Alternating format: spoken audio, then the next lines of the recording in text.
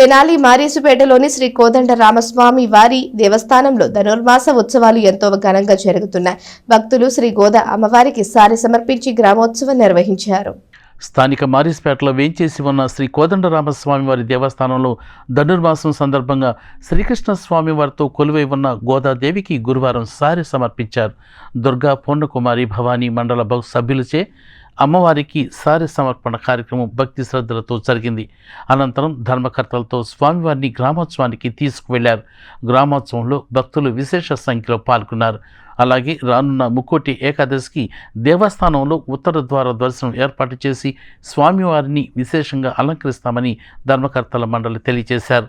ఈ కార్యక్రమంలో ధర్మకర్తలు కోనపల్లి నారాయణ స్వామి, లంక శివానంద కుమార్, లంక శివ ఆంజనేయ ప్రసాద్, ఆలయ ప్రధాన అర్చకులు దినమణి ధనుష్ సుబ్రహ్మణ్య శర్మ, కోటేశ్వరరావు, శ్రీ కాకులను లక్ష్మీనారాయణ, భవానీ మండల సభ్యులు పాల్గొన్నారు. భక్తులందరికీ నమస్కారం అండి.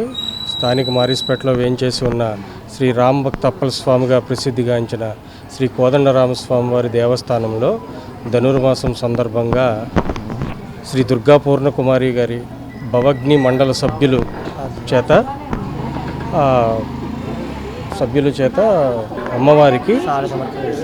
అమ్మవారికి సారె సమర్పణ చేస్తున్నామండి.